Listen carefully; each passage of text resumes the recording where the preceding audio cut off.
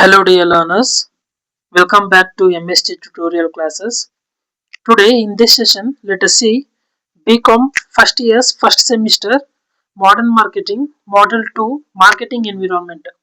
Marketing environment. Meaning of marketing environment.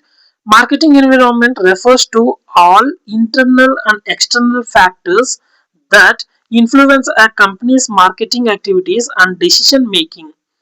Marketing environment ಅನ್ನೋದು internal and external factors that influence a company's marketing activities and decision making. For example, changes in technology or customer preference active or customer preference affect how a company market is produce products. For example, changes in technology or customer preferences affect how a company markets its product.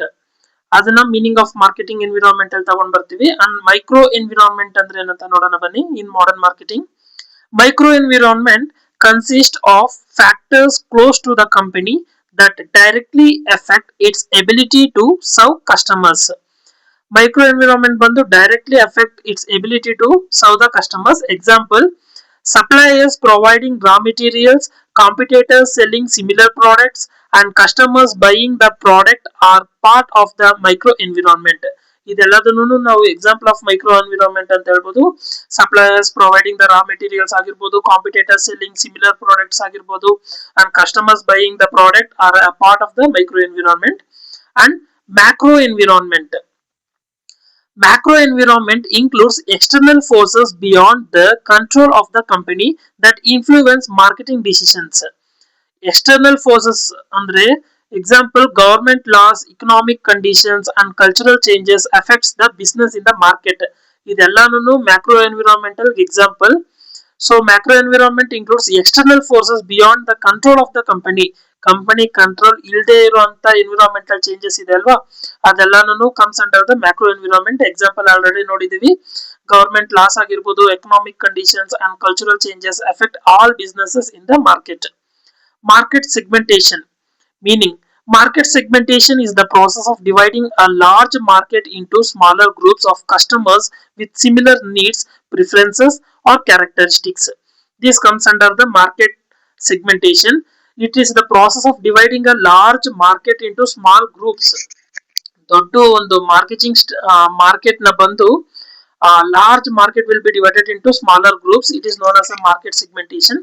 Example, mobile companies creates different phones for students, professionals and senior citizens. This comes under the market segmentation.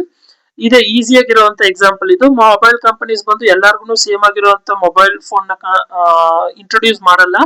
Student ಗಾಗಿ ಕೆಲವೊಂದು laptops ನ ತಗೊಂಡ್ ಬರ್ತಾರೆ, phones models change ಮಾಡಿ ತಗೊಂಡ್ ಬರ್ತಾರೆ. And business professionals, ethical hackers ಅವ್ರಿಗೆ ಆದಂತ ಒಂದು separate models of laptops systems ಇರುತ್ತೆ. And senior citizens. This under comes under the market segmentation. And definition of market segmentation. Market segmentation means identifying and grouping customers who respond in a similar way to marketing efforts. ಇದನ್ನ ನೀವು just mind ಅಲ್ಲಿ ಇಟ್ಕೊಳ್ಳಿ. Marketing segmentation means identifying and grouping customers who response in a similar way to marketing efforts. ನೀವು ಆಗ್ತಾ ಇರುವಂತ ಎಫರ್ಟ್ಸ್ಗೆ ಒಂದು response ಯಾವ ಕಡೆಯಿಂದ ಬರುತ್ತೆ, ಈ ಒಂದು ಕಸ್ಟಮರ್ಸ್ ಕಡೆಯಿಂದ ಬರುತ್ತಲ್ವಾ, ಅದನ್ನ ಐಡೆಂಟಿಫೈ ಮಾಡಿ grouping of customers definition of marketing segmentation ಅಂತ ಕರಿತೀವಿ. And importance of marketing segmentations. ಇದು ಮಾರ್ಕೆಟಿಂಗ್ ಸೆಗ್ಮೆಂಟೇಷನ್ ಅಲ್ಲಿ ಏನೇನು ಇಂಪಾರ್ಟೆನ್ಸ್ ಇದೆ ಅನ್ನೋದನ್ನ ನೋಡೋಣ. Market segmentation helps companies understand customers better, use resources efficiently, and increase sales and customer satisfaction. Marketing segmentation ಅಲ್ಲಿ understanding the customer better customer ನ ಅರ್ಥ ಮಾಡ್ಕೊಳ್ಬೇಕು. ಮತ್ತೆ ಯೂಸ್ ರಿಸೋರ್ಸಸ್ ಎಫಿಸಿಯೆಂಟ್ಲಿ, ನಮ್ಮ ಹತ್ರ ಇರುವಂತ ಎಲ್ಲಾ ರಿಸೋರ್ಸಸ್ ಎಫಿಸಿಯೆಂಟ್ ಆಗಿ ಯೂಸ್ ಮಾಡಬೇಕು. And increase sales and customer satisfaction. Sales ನು ಇನ್ಕ್ರೀಸ್ ಮಾಡಬೇಕು, ಟುಗೆದರ್ ಕಸ್ಟಮರ್ ಸ್ಯಾಟಿಸ್ಫ್ಯಾಕ್ಷನ್ ಅನ್ನು ಪ್ರಾಪರ್ ಆಗಿರಬೇಕು. Example, by targeting only college students a brand can design affordable product suitable for there budget. ಯಾರನ್ನ target ಮಾಡಬೇಕು? College students ನ target ಮಾಡಿ and to launch a new brand of product, designing affordable products suitable for their budget. Student budget ಗೆ suit ಆಗುವಂತ ಕೆಲವೊಂದು products ನ ನಾವು launch ಮಾಡಬಹುದು. That comes under the market segmentation. Importance of market segmentation ಅಲ್ಲಿ basis of market segmentation. Geographic segmentation. Customers are divided based on locations such as country, state or city. Example, woolen cloths are sold more in a colder region. This is the base of market segmentation. ಎಲ್ಲಿ ನಮ್ಮ product ನ sales ಮಾಡಕ್ಕಾಗುತ್ತೆ ಅನ್ನೋದನ್ನ ನೋಡ್ಕೊಳ್ಬೇಕು. So this is geographical segmentation and demographic segmentation. Segmentation based on age, gender, income, education and occupation. Example, baby products are designed specifically for infants. Baby products na bandu adults yaru use madakagala, so baby products are always designed for the baby, small childs ge, in the sense infants ge adana specific ಆಗಿ design ಮಾಡಿರ್ತಾರೆ. So this is A demographic segmentation. ಇದರಲ್ಲಿ gap ನ ಇಟ್ಕೊಳ್ಳಿ. Segmentation based on age, gender, income, education and occupation. So this is the demographic segmentation. And psychographic segmentation. Psychographic segmentation, segmentation based on lifestyle, personality and interest. Example, fitness brands targets health conscious people. ಯಾವಾಗ್ಲೂ fitness brand ಯಾವಾಗ್ಲೂ ಯಾರನ್ನ target ಮಾಡುತ್ತೆ ಅಂದ್ರೆ health conscious people ನೇ target ಮಾಡುತ್ತೆ. So this is a psychographic segmentation. And behavioural segmentation. Segmentation based on buying behavior, usage rate and loyalty. Example, discounts given to regular customers. So discounts ಅನ್ನೋದನ್ನು ನಾವು ಎಲ್ಲರಿಗೂ ಕೊಡಕ್ಕಾಗಲ್ಲ. Regular customers ಬರ್ತಾ ಇರ್ತಾರಲ್ವಾ, ಯಾವಾಗ ನಮ್ಗೆ regular customers ಬರ್ತಾ ಇರ್ತಾರೋ we are started to generate income from them. ಅವ್ರ ಕಡೆಯಿಂದ ನಾವು ಆಲ್ರೆಡಿ ಸ್ಟಾರ್ಟ್ ಮಾಡಿರ್ತೀವಿ ಇನ್ಕಮ್ ನ ಜನರೇಟ್ ಮಾಡೋಕೆ. ಸೊ ಅವ್ರಿಗೆ ನಾವು ಒಂದು ಪರ್ಸೆಂಟೇಜ್ ಆಫ್ ಡಿಸ್ಕೌಂಟ್ ಅನ್ನೋದನ್ನ ಕೊಡ್ತಾ ಹೋಗ್ಬೇಕು. This is a behavioural segmentation. And target marketing. Target marketing refers to the process of selecting the most suitable market segment to serve. ಯಾವಾಗ್ಲೂ ಒಂದು ಟಾರ್ಗೆಟಿಂಗ್ ಮಾರ್ಕೆಟಿಂಗ್ ಅನ್ನೋದನ್ನ ಕರೆಕ್ಟ್ ಆಗಿ ತಗೊಂಡು ಹೋಗ್ಬೇಕು. ಎಕ್ಸಾಂಪಲ್, ಆ coaching centre targeting only BCom student. So ಎಲ್ಲಾರನ್ನು target ಮಾಡಕ್ಕಾಗಲ್ಲ. ಇವಾಗ SSLC ಮಕ್ಕಳನ್ನ ಕೆಲವೊಂದು ಕೋಚಿಂಗ್ ಸೆಂಟರ್ಸ್ ಟಾರ್ಗೆಟ್ ಮಾಡ್ತಾ ಇರುತ್ತಲ್ವಾ, SSLC ಸ್ಟೂಡೆಂಟ್ ನೇ ಕರ್ಕೊಂಡು ಅವ್ರು ಕೋಚಿಂಗ್ ಕೊಡೋಕ್ಕಾಗುತ್ತೆ ಹೊರತಾಗಿ 8th ಸ್ಟೂಡೆಂಟ್ಸ್ 9th ಸ್ಟೂಡೆಂಟ್ಸ್ ನೆಲ್ಲ ಕರ್ಕೊಂಡು ನಾನು ಇವಾಗಿಂದ SSLC ಕೋಚಿಂಗ್ ಕೊಡ್ತೀನಿ ಬನ್ನಿ ಅಂತ ಅವ್ರನ್ನ ಟಾರ್ಗೆಟ್ ಮಾಡಕ್ಕಾಗಲ್ಲ. So target marketing is the most important marketing. And positioning.